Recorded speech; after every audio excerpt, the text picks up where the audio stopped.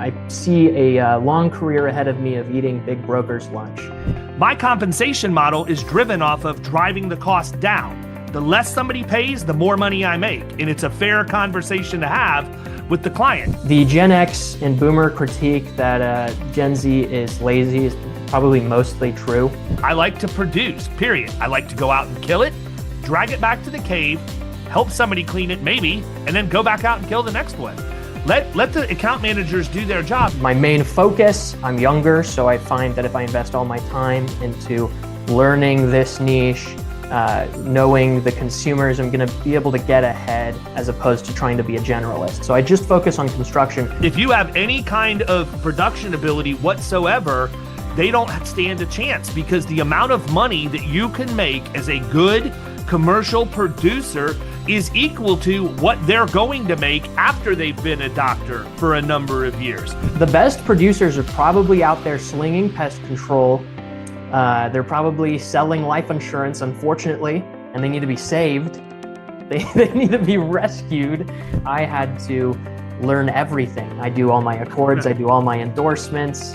I handle every service question that comes to the account pretty much.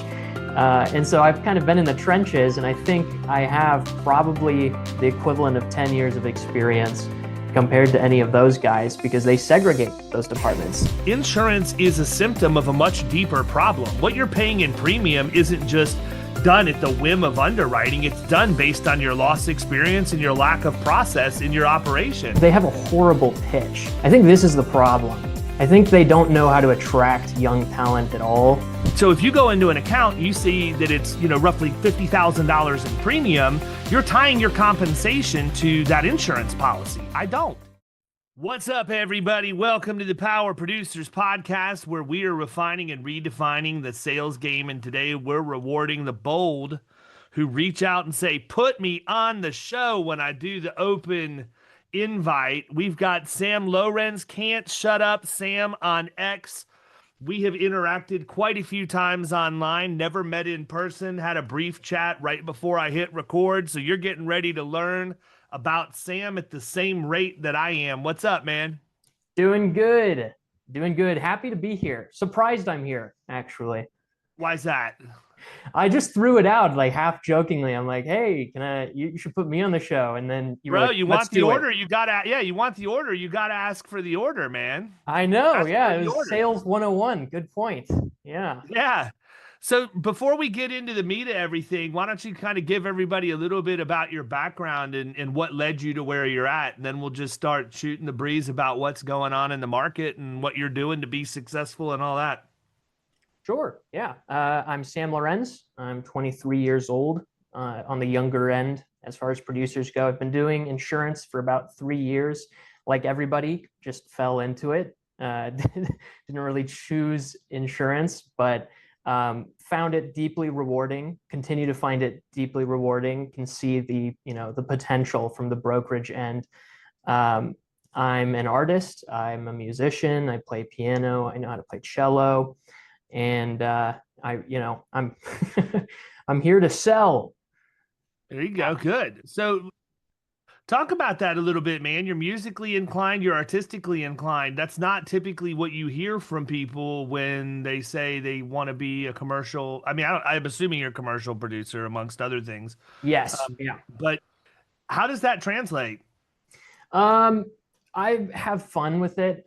I mean, I get to make my own graphics. We're at a small firm out of Redding, California. It's very North California, and they let me do whatever I want. So, if I want to design my own marketing materials, for instance, I have my own version of a BOR pitch, a presentation. I create all the slides from scratch in the Adobe, Creative Suite. So, it's served me to the extent that I don't have to pay someone on Fiverr. I don't actually know how much you save on graphics nowadays. I feel like it's relatively cheap to get good stuff, but yeah, I do it all myself. What about the music stuff? The music, there's a reason why I asked this, man, because I've probably never even mentioned this on the podcast before. I mean, people that I'm connected to on social, that I've known forever know, but I took piano lessons for like 15 or 16 years, and I play trumpet. I can play the baritone and one other, flugelhorn. They're all pretty similar though. Like once you learn how to play one of those, you play all of Flugelhorn. them. Yeah. That is, I've never heard that word before. Oh, really? You've never? Yeah. So you've probably actually seen one. Maybe not though, because you are younger. Believe it was a mainstream thing when I was a kid. So it's kind of like a trumpet with a much bigger bell on it and a more mellow tone to it. It's not as lasery as like a trumpet is coming out. So you Interesting. tend to hear it a little bit more in like soft jazz and stuff. And you'll see people in marching bands that use like a mellophone, which is also kind of an altered instrument. But I was actually down in Key West at Hog's Breast Saloon a couple years ago, and they had a dude get up and literally just ripped the flugelhorn for like 2 hours. And he took a break halfway through his set, and he was walking over to get a drink. And I'm like, man, I said, I have not heard anybody play flugelhorn like that since Chuck Mangione. And he's like, holy cow. He goes, how does I can't even believe you know what it is, number one. Number two, you know who Chuck Mangione is. And I'm like, dude, any kid that lived in the 70s and 80s knows Feels So Right, man. It's a great song. And you probably have heard it too once you heard it played. So that's your homework, man. You have to Google that. And Feels so right. Feels So Right. Chuck Mangione on the flugelhorn. Flugelhorn. Fantastic song. But it's kind of like a trumpet. But the reason that's why I asked the question. I never really thought about the fact that I actually do have some musical skill set, albeit out of practice at this point. It's whether or not that had anything to do with the way my brain's wired that's helped me be a better producer. So that's the selfish reason I asked the question. I have no idea.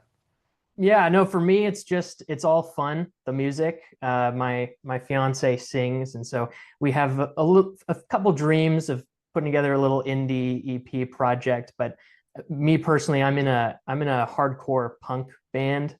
Uh, as every man in his 20s, rite of passage, if you've touched a keyboard or a guitar, you have to get this out of the system. So we play some DIY shows. We probably will end up touring California in the next year and a half. That's pretty cool. Together. Yeah. So that's fun. I play the keytar. Yeah, I know. I've seen the pictures of it, man. That's a probably underutilized instrument, but heavily utilized in the 80s for sure. Oh yeah. No, I wanted something jarring that catches the eye. It's a little that kind of stuff would work in marketing too, but you want to get up there and you don't want to be just a hardcore band. You want to be the hardcore band with the keytar. That's what people remember. Yeah. Even if the music's good, I mean, you need that visual element. It's striking. Yeah, I mean, they were a great band, but the dude in the trench coat with the keytar was what made it. Exactly. Yeah. 100%. You could be okay, and you'd still stick in people's heads more than even the 100%. Primary act. Yeah. So you're out in California. Between the two of us, we're in probably the two worst insurance marketplaces in the country. Although Louisiana may argue, and Texas is trying their best. What's it been like for you the last couple of years? I've had fun. Man, you're 23. You've been in the industry for 3 years. You essentially started in maybe very similar, honestly, in timing to me, where I had just a few months of the sweet nectar of a normal market, and then everything started turning. In my first probably 3 or 4 years in the industry, it was just a brutal market. And then I waited 15 years, and now it's back. Well, I had a funny soft landing. So my only vertical really is construction. That's my main focus. I'm younger, so I find that if I invest all my time into learning this niche, knowing the consumers, I'm going to be able to get ahead as opposed to trying to be a generalist. So I just focus on construction. When I joined, we had a work comp program that was writing ghost policies for roofers in California. Which from an underwriting perspective, if I put an underwriter hat on, I'm like, you're gambling. The people who came up with this program belong in the casino, not at an insurance 100%, company. man. Yeah. So, I mean, I have no idea how that program came to be, but that's all I was selling. So I would get a list of contractors, and it was just easy, quick hits. The state fund in California is abysmal. The rates are abysmal. And this company was coming in like $8 100 for California roofers. And that was my soft landing. I did it part-time. I was in university, and I enjoyed getting told to F off, with one-man band roofers. I think I had probably this has got to be one of the worst verticals you could chase, but the best to cut your teeth on. And it was pretty easy, but then everything non-renewed the next year, and I got to learn a whole nother side of the business. So, I mean, that was my question. Like, when you go in, you're 23, and you're certainly old enough to be an insurance man. I think that from my perspective, I turned 52 this year, so I'm old enough to certainly be your father at this point, which is kind of weird for me to say. I didn't realize I'm actually at that age yet. I don't feel like it, but I feel like when I was 23, people my age automatically had a bias toward how young I was. I mean, I shouldn't say I felt like it. I know they did, because, in my early 20s, I was out of school. I took a couple years off. I ended up running a store full time while I was going to school at night. But, I was college boy, man. I was in an industry where a lot of people didn't have a college degree, and they did not like the fact that I was successful at what I was doing, and I was such a younger age than they were. I mean, these are guys that are in their 50s, maybe even early 60s, that were running grocery stores that basically never did anything else. They walked in at 16, started as a bag boy or whatever, and just worked their way up. And that's all they knew. And I came in and had no experience, but I was going to school, and I thought about things from a different perspective. And rather than embrace that and try and learn and see how I thought or approached things, they decided to take another route. And, they poked fun at me for going to college. And, like, that was a negative thing, which was always kind of interesting to me, that was the rub. Oh, so you're upset with me for being educated. I understand. Not really. But I think that, at my age, and it may partially be me because of that experience that I had, but I think that people are more open to having younger talent. And I hear even my friends, when we're sitting around just chatting, not necessarily, at a conference or anything, just casual conversation talking about, I'd really like to get some young talent in. And I think the door is wide open for guys and ladies like you at your age. It's perfect, man. Like, I wish at 23 I knew what I know now. I mean, I think we can all say that to some level, but I just think back, like, knowing how compound interest works and how aggressive I was, and what, even then my network was still pretty decent. If I would have come down here, where would I be today? And I'm just interested in your perspective, being in it right now. How do you think the industry looks at you and receives you? And you can even roll that into your prospecting. Is it a battle for you because of your age? I get recruiters calling me fairly often. I've taken quite a few meetings with some of the bigger names on that top 100 brokers list, and they have a horrible pitch. I think this is the problem. I think they don't know how to attract young talent at all. Like, there was one firm that was trying to really sell me on the name, and I just couldn't. I was sitting there, I'm like, look, people know what Deloitte is. Yeah. People don't know this wasn't the broker, but people don't know what Gallagher is, or Acrisure, or even Marsh, even the biggest insurance. Nobody knows what that is. You don't have the Fortune 500 does. That's about it, man. Yeah, no one cares. And so, they were trying to, like, dangle these little, jewels in front of my eyes. Like, hey, look, you could get this job. And it just wasn't very appealing. But, I think that there's a lot of opportunity with Gen Z. I think, the Gen X and Boomer critique that Gen Z is lazy is probably mostly true. Give it a mostly true rating. Just, talking to my peers, but the people that I grew up with that were really driven, They are chasing the generic old advice that their parents gave them, like go be a doctor, engineer, lawyer. And not a lot of them are falling into sales. So I don't really know how I don't really know how you grab those people and grab their attention. For me, going into You insurance, I was don't, because told, they're sheep, Sam. You don't. They're already listening to other people's plans for their life, and they're your friends. So I don't want you saying it, but I will. I mean, yeah, that's the biggest issue. And I look at it this way, brother. You were 20 when you got into the industry. You're building your book now. I don't have any idea what level of success you've had or how close you are to getting to whatever your goals are in sales. But what I do know is this: if you start as an insurance producer, especially commercial, at 20 years old, and you work really, really hard, and let's just call it till you're 30 years old, you're going to work longer than that, more than likely. Most people do, because we're driven. But you're going to be so far ahead of those people at retirement, it's disgusting. Like, I don't think that's the hmm part that they understand. And so, because you're getting all of the things out of the way now in terms of real world experience and forward progress that they're delaying, because they're having to go through and get a formal education with some sort of a residency and all of the other stuff that goes with it. So, what's the average person when they graduate medical school? They've probably got to be what, 23, your age right now, 23, 24. they're And still in school.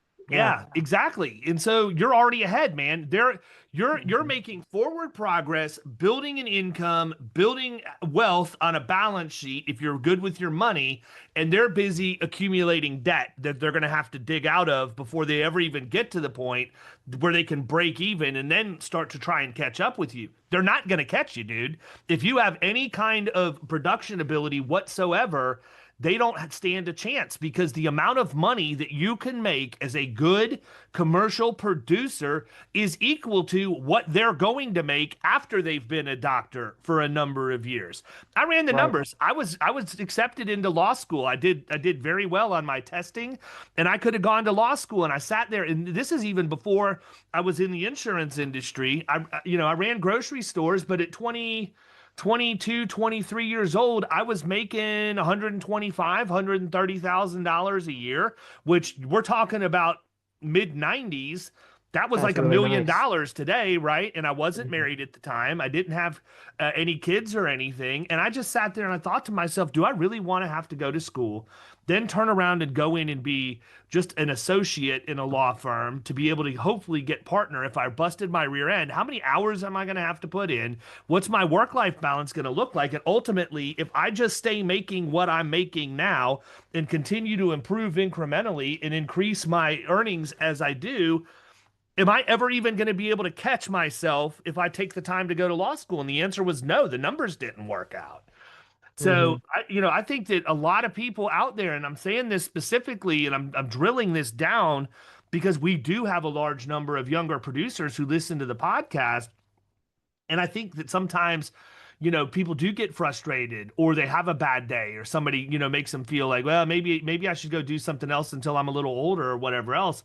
Hell no, keep doing what you're doing and keep Mhm. your head down and push forward, because ultimately every brick you lay today is the foundation for the palace you're going to have later. And that's figurative, obviously, but it could be literal as well. Yeah. No, that's true. And I've noticed that with a lot of younger people is they really they get sucked into the career job, and you almost feel, you feel sick watching it happen. I mean, one of the brightest people I know is working in, sort of the back office for a very large firm. And as a young 20-year-old, it's like it's almost a six-figure income, but there's no growth in his position, and it doesn't translate a lot to other roles. I'm thinking to myself, you are capable of so much more. But the best producers are probably out there slinging pest control. They're probably selling life insurance, unfortunately, and they need to be saved. They need to be rescued from a pyramid scheme. And people need to start recruiting there. I think the Gen Z people are selling roofing and doing well, pest control, and Solar. Big time. Oh, solar. Yeah. Those solar kids, some of them crush it.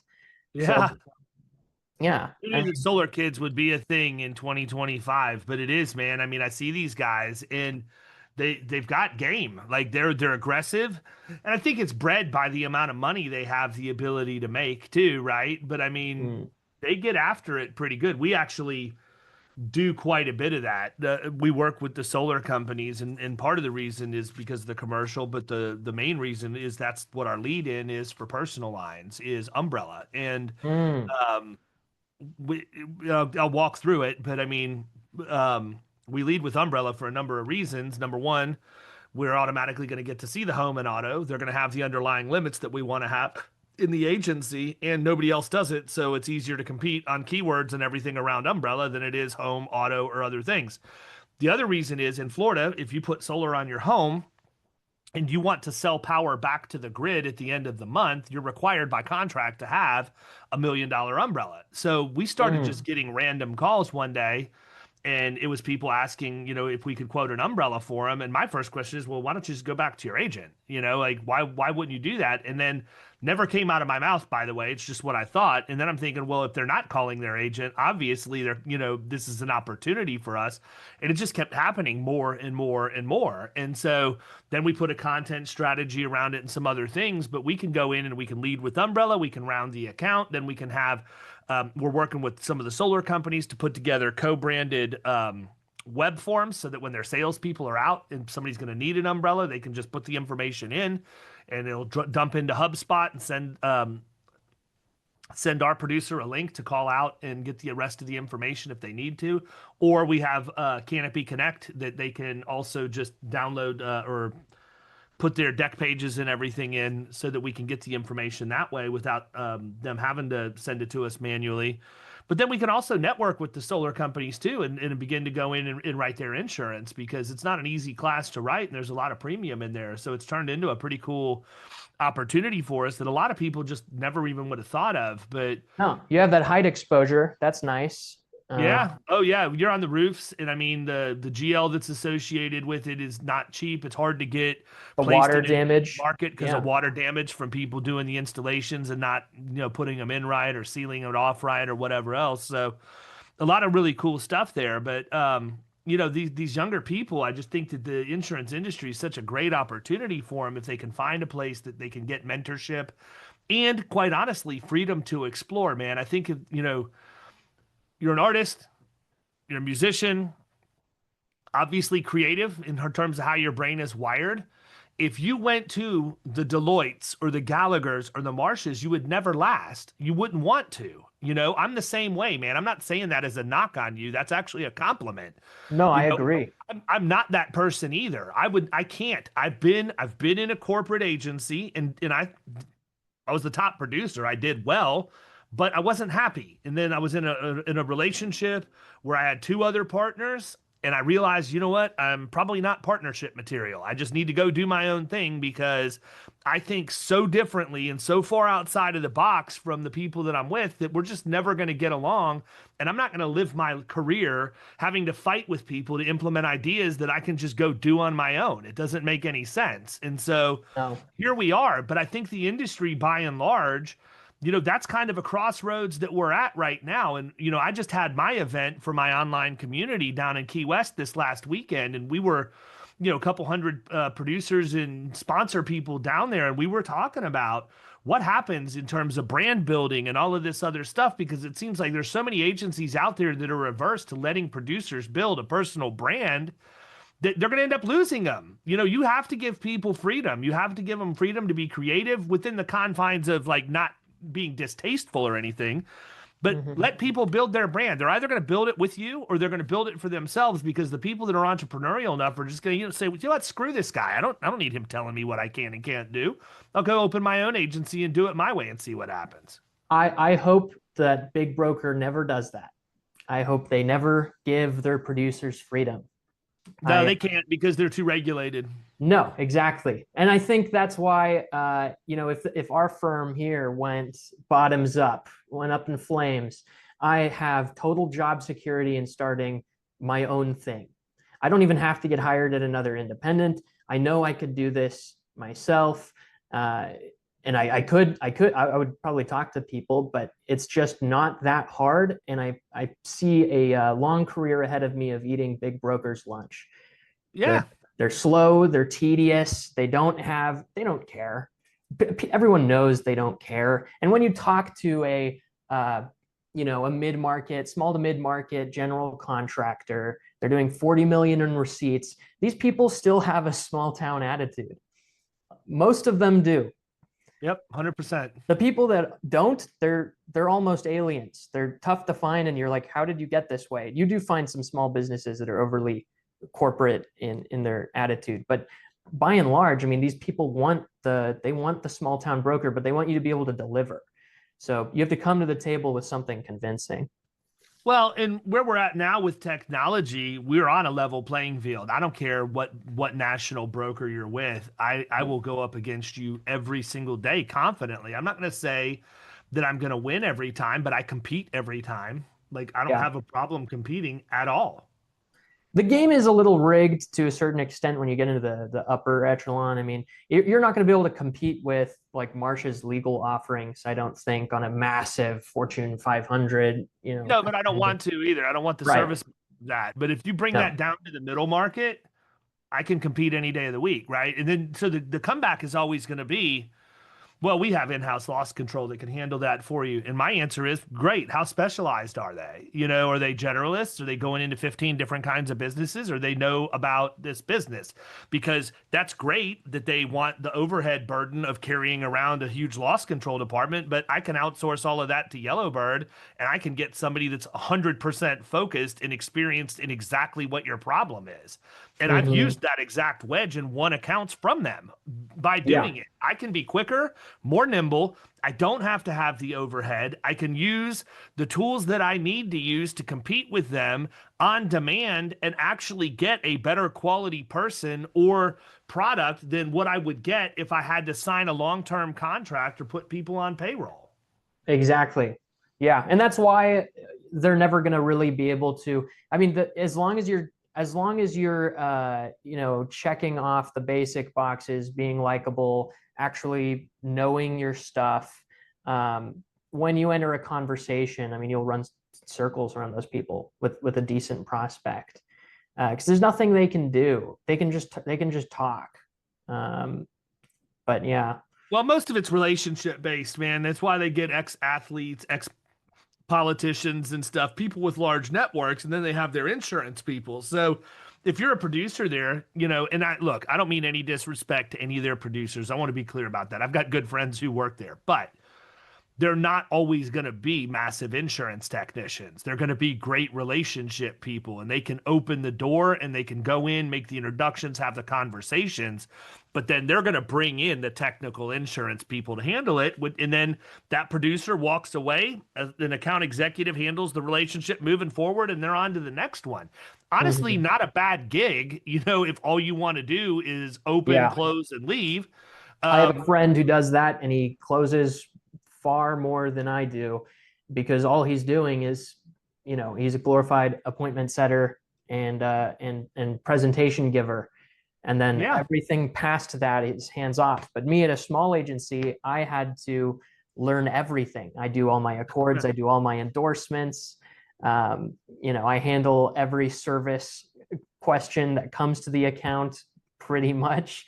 And so I've kind of been in the trenches, and I think I have probably the equivalent of 10 years of experience compared to any of those guys, because they segregate those departments. They don't want you as a producer at a large firm to learn how the servicing works, because that's a retention tactic on their part. If you only know your one thing as an account manager, as a producer, as the person who handles endorsements, whatever role it is, you're not going to be able to start your own thing, and you're going to have a harder time moving to a more independent firm. Well, I can tell you that's 100% true, because I've never worked a service desk in my life. I mean, now I want to clarify what I just said. I've issued certificates, I've created accord forms, but as far as me walking in and doing the account manager's job, I've never done it. Like, I'm the worst person to train an account manager because I've never done their job. I outsource that to total CSR intentionally for that reason. So, but you're right on that. I don't think, and I think it breeds its own problems too. I think that, it creates a divide between sales and service, and it affects the culture of the agency. And there's a general, I think, lack of respect for each other. I've seen it firsthand. I know it exists, where the producer feels like, hey, you should be thankful because if it weren't for me, you wouldn't be getting a paycheck. And the account manager's like, you should be thankful for me because it wasn't for me, you wouldn't keep your paycheck, and Right. it's like this never ending dance when the reality is they're both equally as important. I don't understand why there's a pecking order or why one needs to be viewed differently as the other, which is why I've always said in my agency, my goal is to be able to offer some sort of equity, whether that be through ESOP or whatever else, to everybody. Like, I don't want it to just be the producer that has the ability to go in and get equity in the firm because they had great production, because you're completely turning your back on everybody that supports those efforts. And those people deserve everything that producer does. But it's just interesting. If I go into an agency and it's not functioning the right way, I can almost always tell you there's going to be a rift in sales and service 100% of the time, and you got to get that fixed. But Yeah. producers just, look, I'm not detail oriented, man. I'm not an account manager. Like, if I have to focus to dot the I's and cross the T's, absolutely can do the job. It's not what I like, and I would get burnout and not want to do it anymore. I like to produce, period. I like to go out and kill it, drag it back to the cave, help somebody clean it maybe, and then go back out and kill the next one.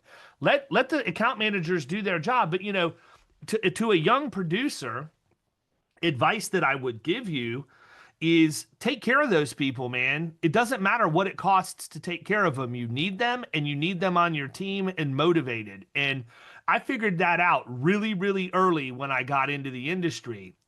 Every quarter, I would always take my service team to lunch. Always. Didn't matter how great the quarter was or wasn't. I wanted to get them out of the office, have decompressed conversation, but do it as a measure of thank you. I wanted them to know, look, we'll go over to Capitol Grill and have lunch. It'll be a great lunch. That almost sounded like Donald Trump for a second, but great lunch, the best lunch you've ever had. But no, we would go over they had a Capitol Grill across the street from the office. Not the cheapest place, not the most expensive. Very nice lunch. I'd go over, I'd drop a few $100 on lunch. It's the best few $100s I would have spent that entire quarter, because those people knew they were appreciated. Christmas, I went above and beyond to make sure I took care of them with whatever gift that I could give them that was unique and something that showed them, wow. Like, I watched one lady, one of my account managers, would always be playing Andrea Bocelli in her office when I would go in. She would just have it on a low. She got Andrea Bocelli tickets when he came to Tampa. Like, how hard was that for me to do, right? It cost me a couple of $100s, and I gave her a lifetime experience. She would have never bought them for herself, but I genuinely appreciated the work that she was doing to make sure that I didn't get in trouble and that I kept my accounts on the books.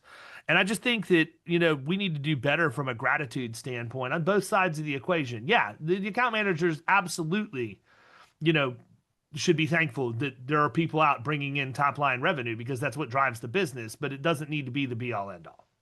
No, yeah, I think there is definitely a bit of, and just talking to account managers at indies, it's not a big broker problem. It's sort of endemic, that problem across the board, feeling underappreciated, dealing with a producer who, if if you have the feeling that your producer is unethical, that is crushing on the service end. I've definitely heard that feedback, but yeah. Oh yeah, because you're the one that's left and having to clean up the mess. Yeah. Yeah. Right? I mean, I don't blame them for that. They're the ones that are answering the phone calls and all that. Yeah. So what's been the most rewarding thing for you thus far as you've been on this journey? The thrill of learning it and learning how to be better. I think the best thing we've done so far has been investing in our education and coaching. We're kind of an outsider firm. The owners didn't come from insurance. They started this company around 10 to 15 years ago. and we had one appointment. I think Applied gave us an appointment, and we just chased it. Had some pretty decent success on just doing workers' comp, and then around 5 years ago, they started branching out into other lines. And then when I came on, I sort of had the vision of, hey, what's stopping us from going for the whole package? Is it just a mindset thing? Are we incapable of this? We invested in coaching. I learned the BOR approach from Nick Abe. Shout out. He's a great guy. And we sort of built out our own system based on his method. And it's been phenomenal. It's been a complete game changer. It turned from a job where I'm selling a commodity to I'm selling a solution to all your problems effectively. Like, here's why you have all these different pains at every level of the insurance process. I can't fix all of them, but I'll show you why they happen and the things you can do to best mitigate them. And if you end up going with another producer down the line, here's what to look for. If you do that with people, it's complete transparency, it's complete honesty. They probably won't leave you. I haven't had clients that I've won on BOR leave yet. I'm sure they will at some point. You'll always experience some degree of churn, but yeah, I've been enjoying it a lot, to say the least. Yeah, no, I mean, it's a much better way to sell, man. I've never gone in and sold based on going out and quoting and getting business. It's a huge waste of my time. And the reality is, if you're going in and selling that way and you're listening to this podcast, you're doing it wrong, period. I don't have a problem telling you that. I will clean your plow at the point of sale every single time if you were selling insurance, because I'm solving problems every time I go in somewhere.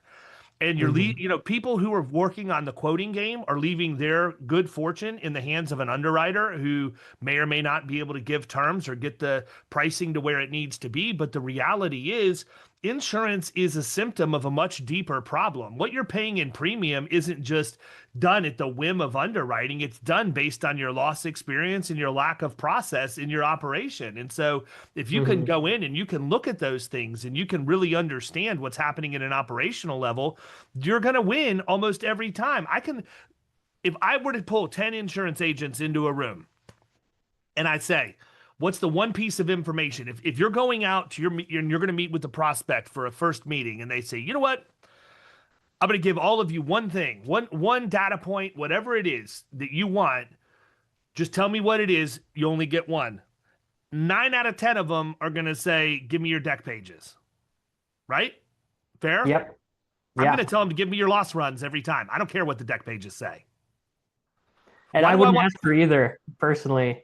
Why wouldn't I ask for the result when I can see what gave the result, right? Because I can look at your loss runs specifically on workers' comp, and I can see that if you have low dollar indemnity claims, that you don't have a return to work program. I can see that if you have lag time, you don't have an accident reporting program.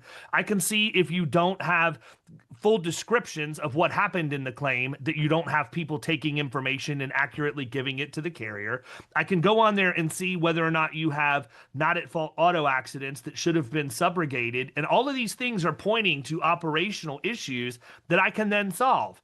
And I can go in and say, look, here's the deal. I can do a mod analysis for you, but I can tell you right now by looking at your loss runs that you don't have a return to work program. Why? Well, we don't have a job counting paper clips or filing files for no reason. Good, because that's not exactly what return to work should be. What you're describing is punitive, and that's what old school contractors think it is, and that's why it's never worked for you. But if you actually have a way to bring people back and have them do something meaningful, then you're going to not only get them back to work quicker, you're going to keep the indemnity off your claim. By the way, this doesn't work in California, but you can keep the indemnity off the claim, and ultimately you're going to get the 70% reduction on the medical only portion, and it's going to drive your mod down because your loss ratio is going to be lower. Then everybody wants to write you, right? And I can learn that from one data point, one line on a loss run, and know that that's what's going on. So I have a question about this. When you walk into a meeting, are you specifically, or when you're chasing a prospect and this is your angle, are you looking for people with claims? Because what happens when that loss run's clean? What happens when they're not a good prospect for me? Okay, so you still don't approach it with any kind of BOR angle. But don't you think I that? don't need to. And here's why, Sam, because I know that if I go buy 100 mods that are so number one, I know my ideal prospect. My ideal prospect is residential service contractor, 5 million or more in sales, 40 or more employees, 25 or more vehicles in their fleet, and an experience mod of 1.0 or higher. If your mod is 1 or higher, you should be my client, period. That's how I look at it. So if you've got a 0.64 mod because you've pegged zeros all across the board, I can't bring any value to you. And we don't have, specifically to the workers' comp, I can't improve your pricing situation either because we have state mandated rates in Florida. So if I go to 10 different carriers with the same payrolls by class code, the quote's going to be the same from all 10 of them. It doesn't Right. matter. But here's where I would offer some pushback, because I would say you have clients, they've worked with you, their X mod's now under 1.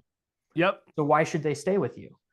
Because I keep their X mod under 1. And when we go in and we put the resources in place from a risk management perspective, so number one, let me finish my thought pattern on the other thing, and then I'll come back and answer that. Sure. I know that I have a list of hundreds of that exact ideal prospect in the 5 counties surrounding the Tampa Bay area. I don't go anywhere outside of Florida. I don't go anywhere outside the Tampa Bay area. I stay here because I don't have to. And, for me, accounts that are 250 to, by the way, that's a $250,000 minimum account that I just told you for Florida. If I write all lines, which I only write all lines, I'm not going to go in and monoline anything. We'll write it all or we'll write none. But I know that's going to get me there. So we have a budget in the agency to pull experience mod numbers so that we can know kind of what we're working with. And over the years, we put it into HubSpot, we track it, and we know where things are going. And when you can combine that with the fact that I go in and sign up for the notifications when mod changes happen inside NCCI in perpetuity, I'm going to be able to get an email every night telling me that list of the accounts that have new mods out. I can go back, cross-reference where it was. That becomes our call list for the next day. And now I'm only calling people who's had a change in their mod. I know whether or not to say, hey, congratulations, look like your mod's coming down, or hey, not sure if anybody's told you, but your mod's going to be going up. And it's not necessarily a conversation I have. It's more like, are you happy you're going to be paying 80% more than the average peer in your industry this year for your workers' comp? And the answer is going to be no. Why would I be? Well, we pulled your experience mod because we got a notification. We've been following you for a while because we work with 67% of your peers in the area, blah, blah, blah, blah, blah, right? I can go for days on this. But when I get in there and I talk to them, the first thing that we're going to, and so to that point, for me to do that, I pay $6 a piece to buy a mod from NCCI. If I buy 100 mods, I'm going to be paying $600 for that. I'm buying myself at a bare minimum $1 million of revenue opportunity because 40% of those mods are 1.0 or higher every time we go in. So I'm paying $600 to buy $1 million in opportunity. So I already know these people need my help. They're ideal prospects. I don't need to go screw with somebody else that I'm going to have a ton of competition on when I can go in and shoot fish in a barrel. It just doesn't make any sense. I'd love to compete against people, but it's a waste of my time over there because I'm going to have to work a lot harder, if I'm being honest, than I am just to go in with the intellectual property that I have now and that we've put together. So that when we engage with that person, the very first thing we do is a baseline risk assessment of all their operations. We're going to go in and it's like probably a 60, 70 page report that comes out, but we're not going to obviously deliver that. But that risk assessment report is what we turn into the risk management action plan, which are the things that are going to be executed over the course of the year. And so when we go in, we're not going to do stewardship reports or any of that stuff. We're going to go in and we're going to give you your risk management action plan, and it's updated every single month. Here's what we said we were going to do. Here's what we did. Here's what you were supposed to do. Here's what you did. Here's what the carrier was supposed to do. Here's what they did. Here's what third-party loss control was supposed to do. Here's what they did. And then here's what needs to happen the next month. Our clients always know what's going on and what's happening. And so when we get to the point where we've gotten them cleaned up, there's nobody, like, they're not even going to get an answer on the phone. And I'm going to tell you another reason why they're not going to pick up the phone, but I'm not going to do it on the podcast. Everybody doesn't get that answer. Okay. I got 50,000 producers and quite a bit of my competition is listening to this right now. So I'll tell you when I'm not recording, but I'm not going to share the real answer to how I can insulate that from happening while I'm recording. Everybody else, sorry, if you were in Killing Commercial, you'd already know. But, So there is a very valid reason that that's not gonna happen. But the other Right. thing is we fee base our compensation. So you take a commission on your accounts. I don't. I use the same model that the Marshes, the Willises, and the Gallaghers do, right? So if you go into an account and you see that it's, roughly $50,000 in premium, you're tying your compensation to that insurance policy. I don't. I tie Mhm. my compensation to results. I So when, like that a so, lot. so when we go in on that, let's just say that I've got an account that's 500,000, and I say, you know what? You're at 500,000 in premium part. Well, you know what? I'm going to give you an actual real world story. This is a real account that I wrote doing this strategy, and it worked like a champ, right? And it's going to blow your mind. And a lot of people are going to say, why in the world do you leave this much money on the table? Well, there's a lot of good reasons why. And I kept the account for a long time until I left the agency that I was at.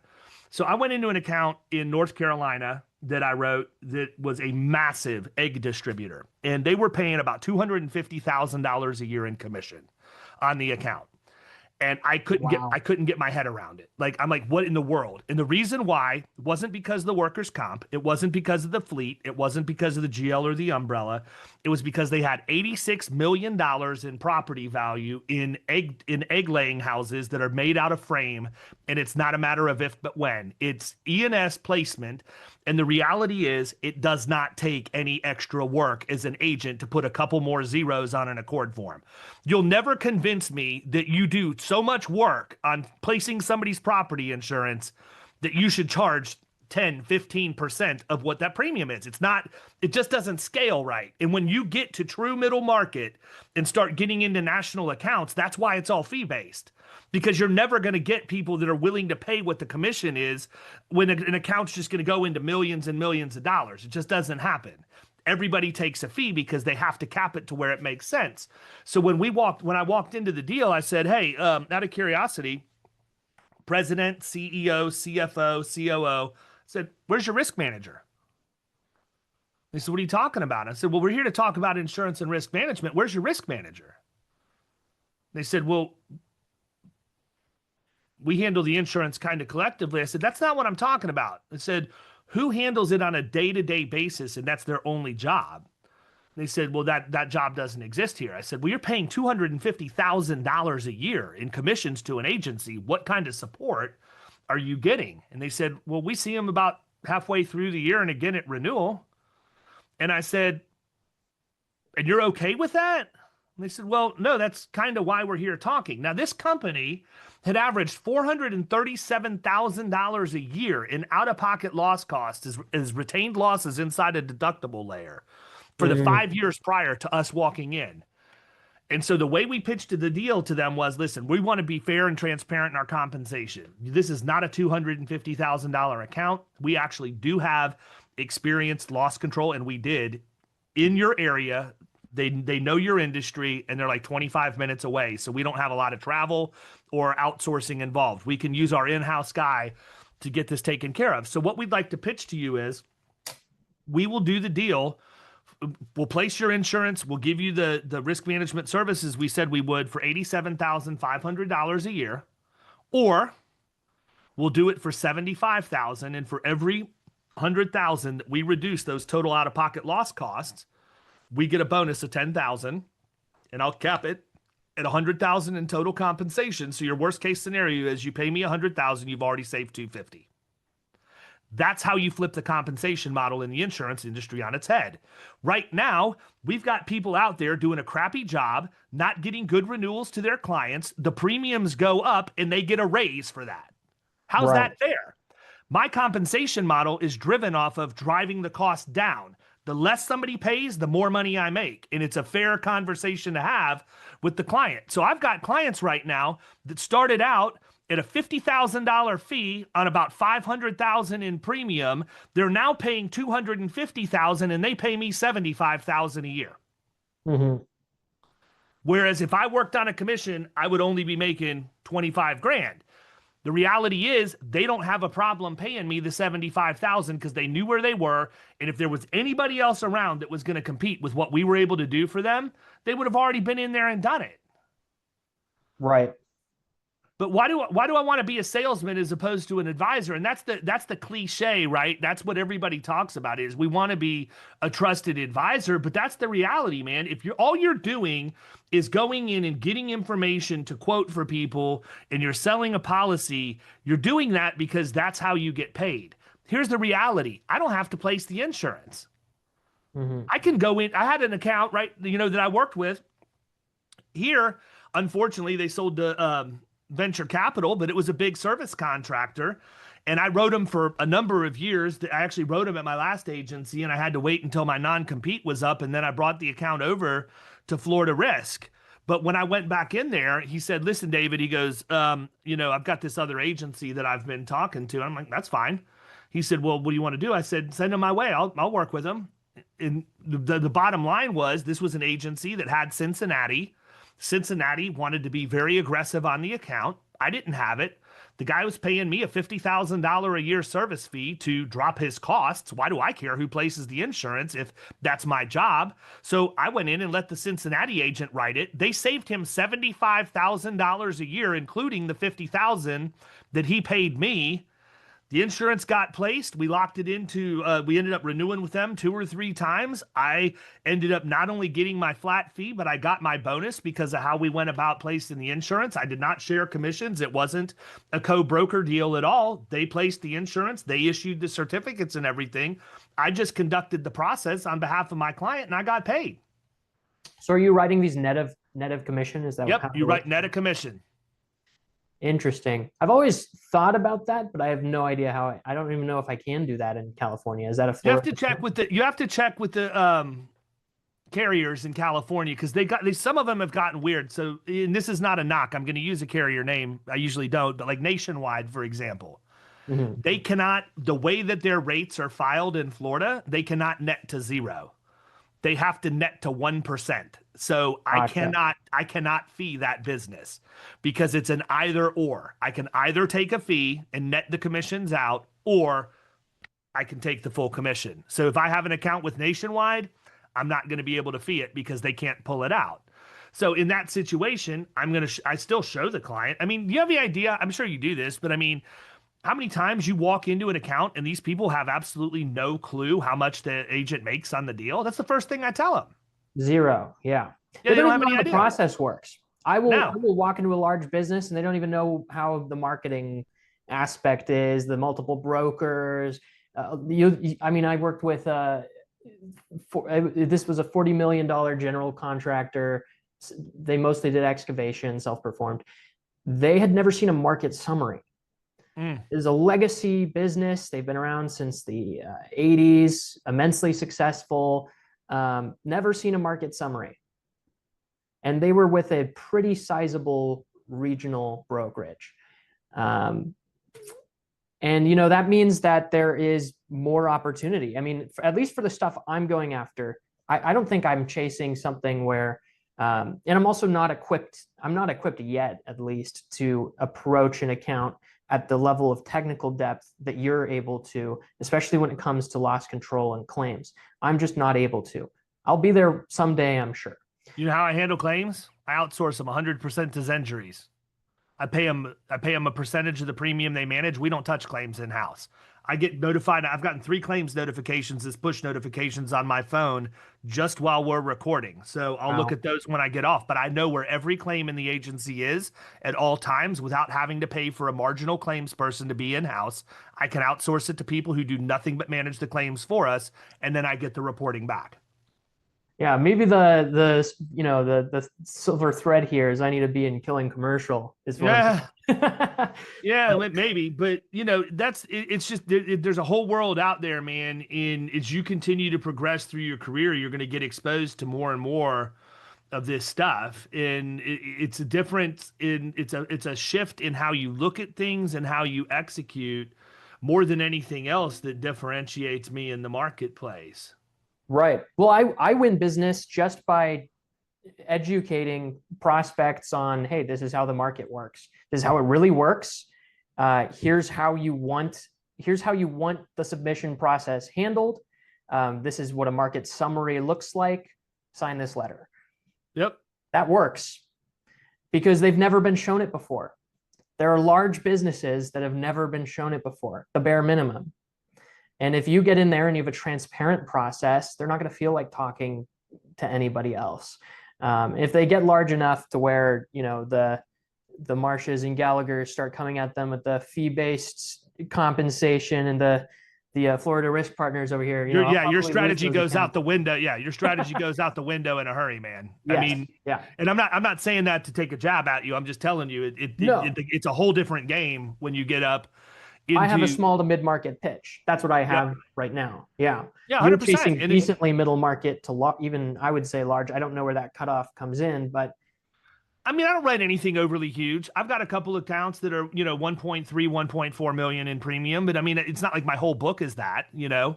Yeah. And those have grown. You know, I don't necessarily go out and write that. Like now, the most recent one that I brought on was April 1. I brought on a pretty good sized contractor for about 1.3 million in premium. And I took the commission on that because we honestly we don't like it. It doesn't matter how big the account is, they still have the same problems. Right. You can have a small 2 dudes in a pickup truck plumbing company. And those guys grow, they have no controls in place, they're really lucky.